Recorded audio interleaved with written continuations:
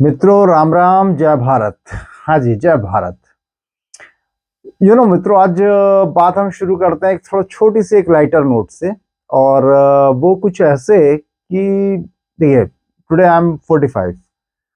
और जब से होश संभाला तो एट दैट टाइम आदरणीय स्वर्गीय श्री राजीव गांधी प्रधानमंत्री होते थे।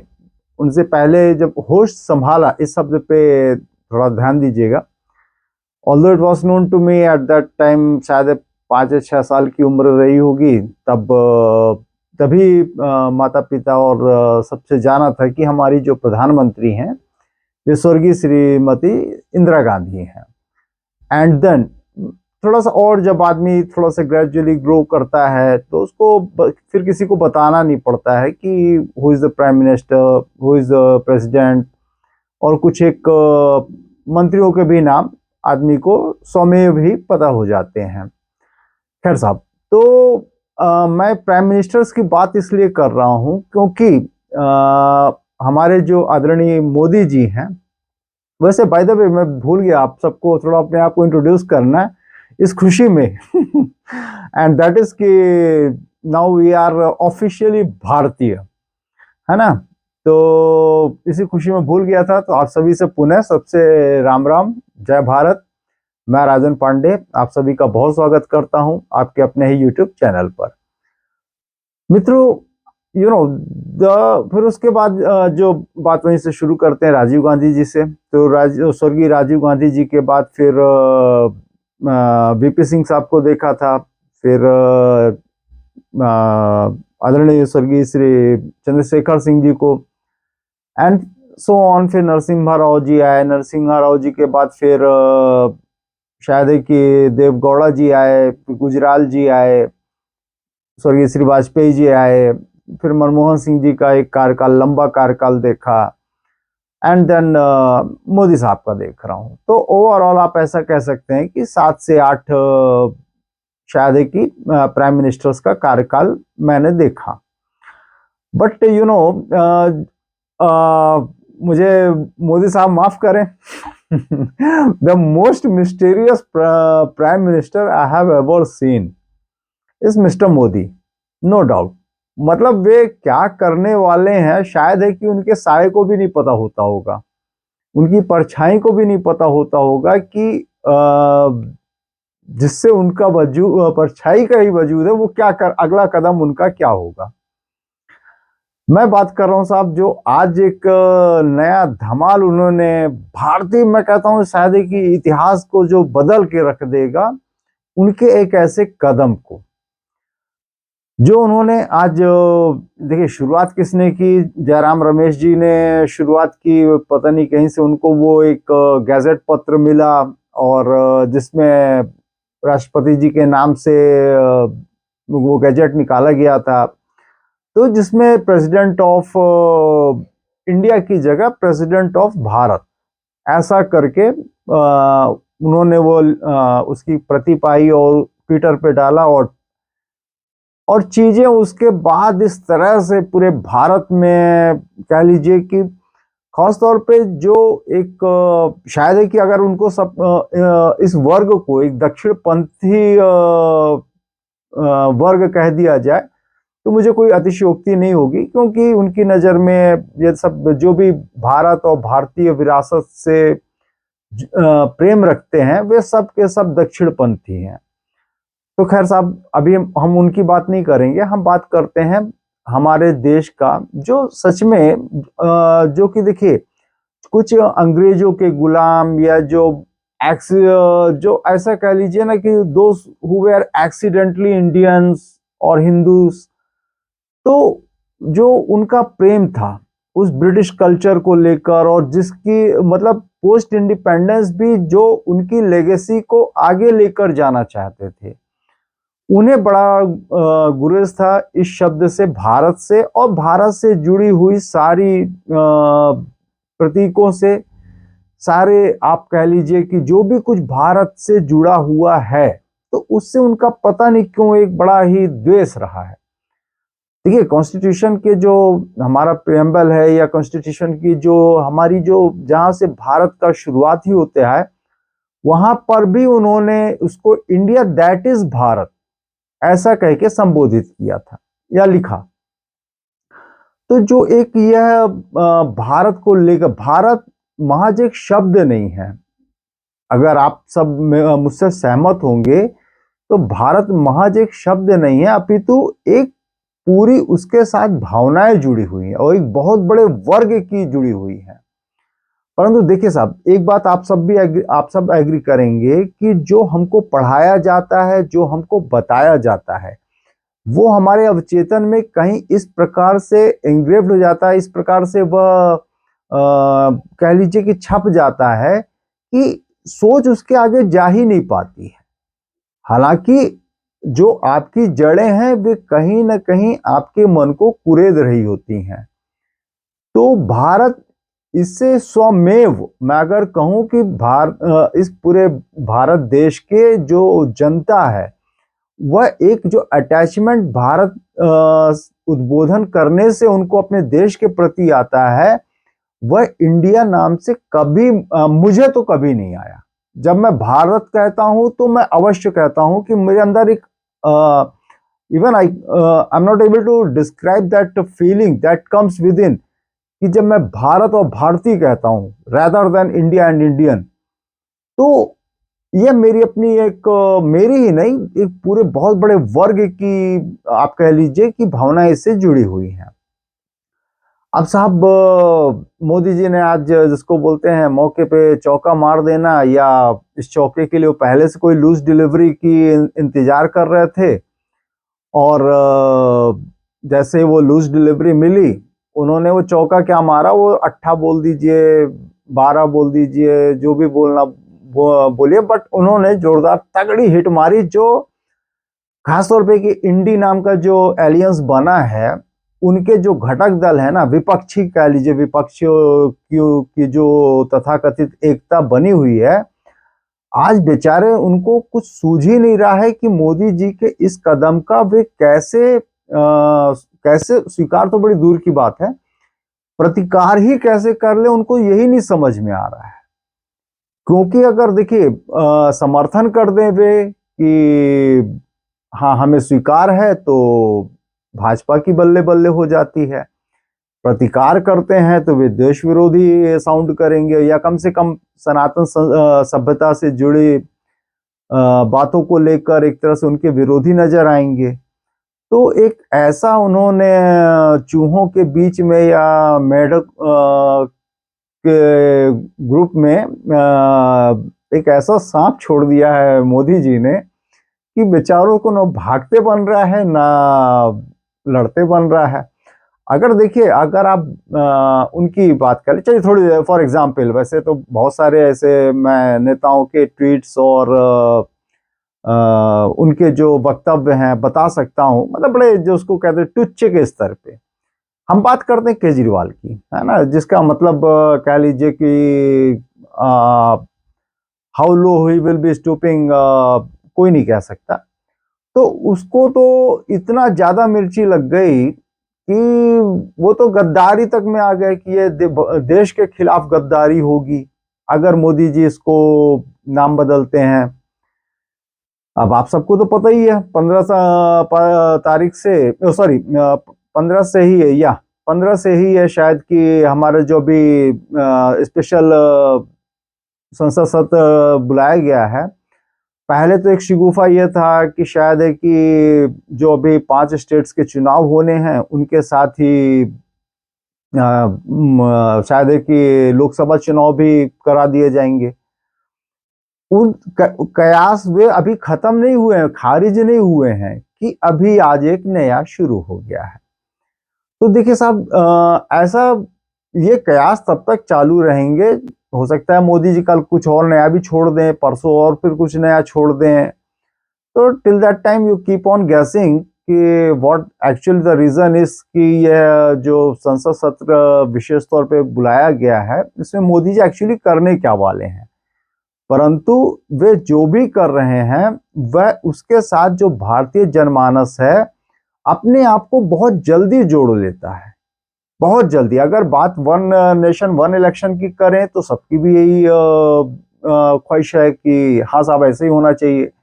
ये बार बार हर 6 महीने में पता चलता है कि तब वहां पे चुनाव हो रहे हैं, फिर पता चलता है वहां चुनाव हो रहे हैं। तो लाइक दैट मतलब कुछ ना कुछ कहीं ना कहीं पूरे देश में एक चुनावी सीजन चलता रहता है। तो एक उससे भी लोगों को थोड़ा सा राहत चाहिए है कि साहब हर समय इलेक्शन मोड में होना देश के लिए एक थोड़ा सा कहीं ना कहीं मतलब लोगों को ऐसा लगता है। तो उन्होंने उससे भी अपने आप को बहुत अच्छा कनेक्ट कर लिया कि वन नेशन वन इलेक्शन। और बस लोगों ने मिठाइयाँ नहीं बांटी। देखिए मैं बहुत आम आदमी हूँ, आम व्यक्तियों की बात करता हूँ और आम आदमियों के बीच में ही रहता हूँ। कोई हाई प्रोफाइल या इवन कि एक पार्षद से भी नहीं मिलता जुलता कि उसकी अपनी क्या राय है, भले किसी भी पार्टी का हो। परंतु हाँ, आम आदमी के लोगों की बातें मैं इस प्लेटफॉर्म पर रखता हूँ। तो साहब उससे भी कनेक्ट कर लिया। और आज जो ये भारत वाला मतलब इसके लिए इतना लोग बाग बाग है ना कि मैं आप लोगों के सामने मैं क्या बताऊं। मतलब they are feeling so proud that now they want themselves to be कि एक ऑफिशियल टैग लग जाए कि they are Bharatiya rather than Indians.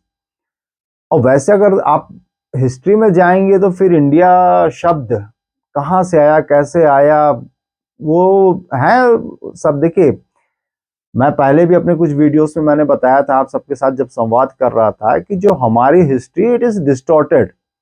यह सोचिए कि जब स्वर्गीय श्री पंडित नेहरू जी जब प्रधानमंत्री बने तो हु वाज एजुकेशन मिनिस्टर, है ना। तो एक मौलाना थे, कोई वो थे जो शिक्षा मंत्री बने।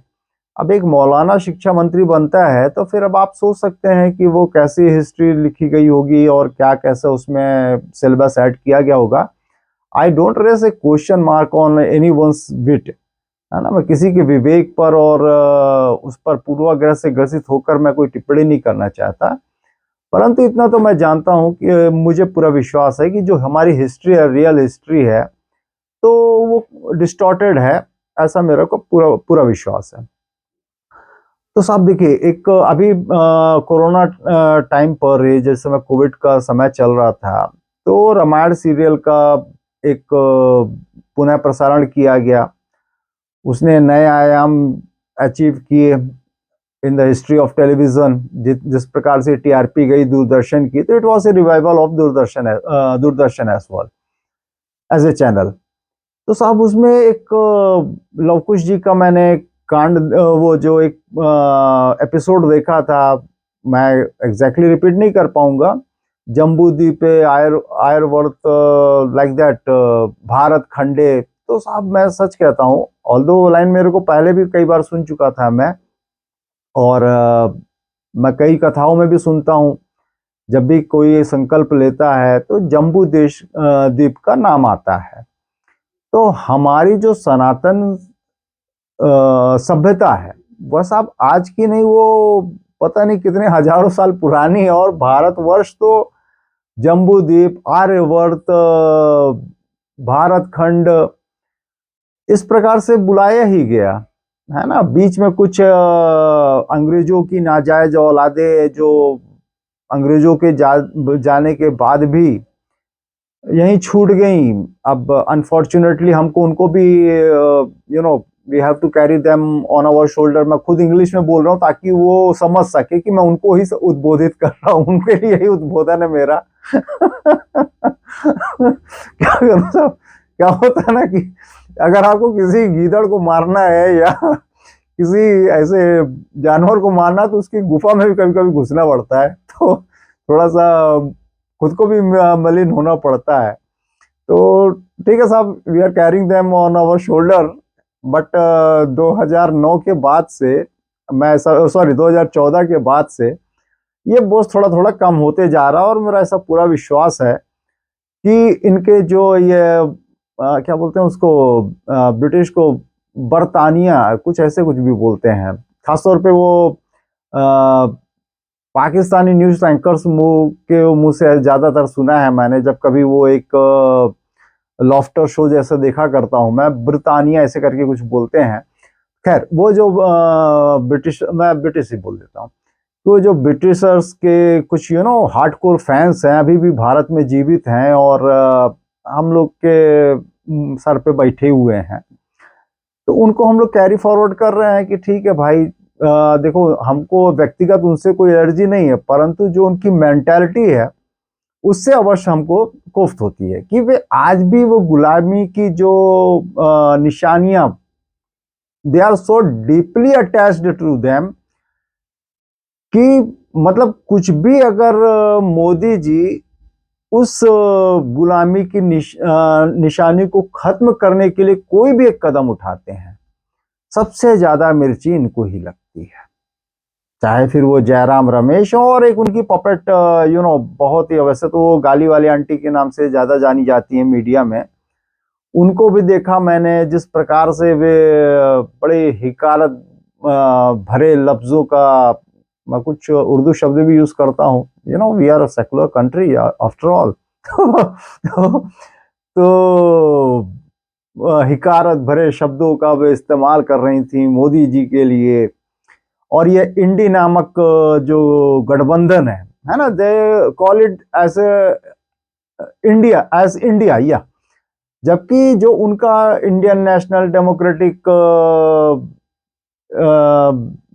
फॉर इंडिया एलियंस, एलियंस ए शब्द जो जुड़ा हुआ है वो तो already a stand for alliance, तो वो तो फिर इंडिया एलियंस हुआ ना, फिर वो इंडिया तो हुआ ही नहीं। खैर एनीवे, अब वे उसको बतौर इंडिया वर्सेस एनडीए प्रचारित करना चाहते हैं तो करें। अब तो खैर it will be India worse, अगर वो ऐसा करेंगे तो इंडिया वर्सेस भारत हो जाएगा, और इंडिया वर्सेस भारत हुआ तो फिर ये आदरणीय श्री श्री 1008 राहुल गांधी जी एंड इस टीम के लिए बड़ा भारी पड़ जाएगा। और देखिए मोदी जी का एक आई विल से, हालांकि वो एक स्पीच थी जो उन्होंने पार्लियामेंट में दी थी, संसद में दी थी, उसमें उन्होंने एक बात कही थी कि आप मुझ पर लाख प्रश्न चिन्ह लगाएं, जो आपको आपके मुंह में आए बकिए, मतलब मैं तो उस पर I don't give shit even on on those, मैं ही बोल देता हूँ शिट्स। तो उन्होंने एक बात कही थी कि आप लाख मुझ पर प्रश्न चिन्ह लगाइए, मगर आप मेरी राजनीतिक सूझबूझ को पर आप प्रश्न चिन्ह नहीं लगा सकते। फिर उनका एक भी कदम हर बार मीडिया के लिए रहता है कि master stroke, master stroke, but I will say कि he is used to all those such sort of acts की जिसको आप मास्टर स्ट्रोक उनके गिनते रहिए, कि वो हो सकता है इसके बाद फिर कोई एक नया मास्टर स्ट्रोक लेकर कुछ और वो ऐसा करने जाएंगे, फिर मीडिया एक बार हो जाएगी कि Modi media master stroke, master stroke, master stroke.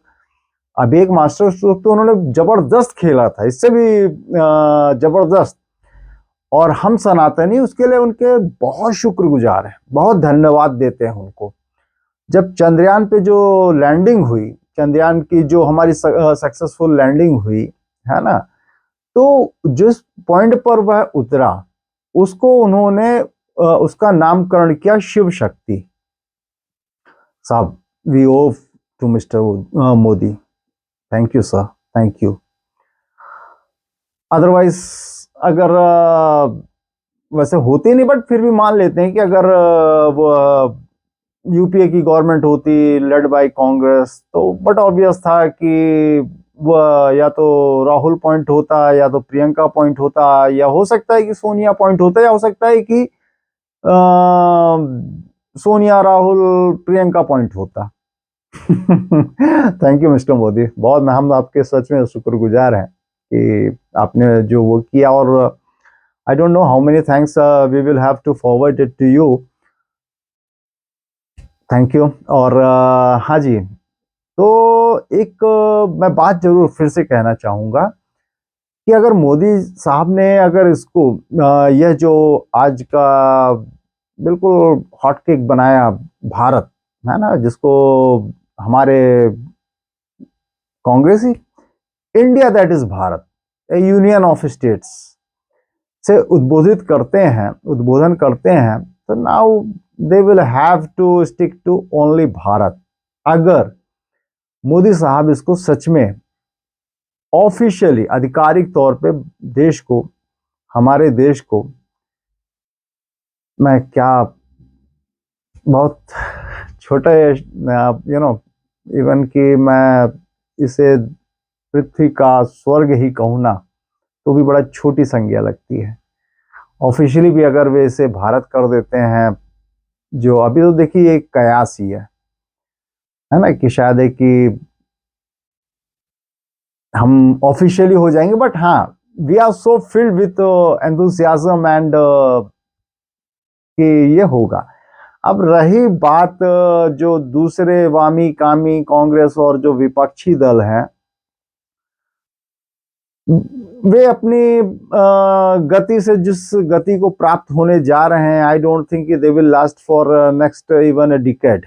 अगर उनकी ऐसी ही सोच रही सनातन और सनातन से जुड़ी हुई प्रतीकों को लेकर, उनकी आस्थाओं को लेकर, फिर वो चाहे उदयनिधि हो या फिर चाहे वो XYZ, में नाम भी नहीं लेना चाहता था, बट चलो ठीक है, अब चूंकि निकल गया तो निकल गया, है ना साहब, कि पता नहीं 1300-1400 सालों से सनातन धर्म ऐसे कई हमले झेलते आया है, और आज भी उतने ही प्रमुखता से अपनी जड़ों को बिल्कुल मजबूती से थाम कर रखा हुआ है, कि आने वाली उदयनिधि की और 10 पुश्तें भी ना सनातन का कुछ भी ऐसा नहीं कर पाएंगी।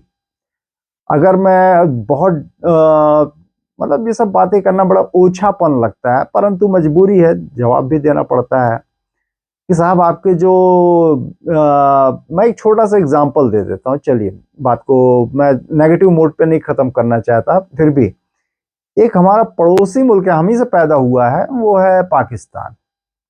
आज उनकी स्थिति ये है कि आटा तेल और पता नहीं क्या क्या के लिए उनको कहाँ कहाँ भीख मांगना पड़ रहा है। ये पाकिस्तान और पाकिस्तानी बहुत अच्छे से जानते हैं। अगर वहां पर सिर्फ मंदिर ही सुरक्षित होते ना, जिस प्रकार से उन्होंने मंदिरों को तोड़ा, विध्वंस किया, खत्म कर दिया, अगर वो उन मंदिरों को सुरक्षित एज इट इज रहने देते, तो मेरा पूरा विश्वास है कि पाकिस्तान ना उन मंदिरों के जो चढ़ावे और जो भंडारे होते हैं ना, उन्हीं में उनका पेट पल जाता। तो उदय निधि तो क्या, इनके बाप दादा परदादा ने भी बहुत प्रयास किया है, सनातन ऐसे ही सनातन नहीं कहलाता है। फिर शुरुआत उदयनिधि ने की थी, अगर मैं ऐसा मान लूं, तो एक छोटा सा ही एक नजारा पेश किया हमारे आदरणीय मोदी साहब ने।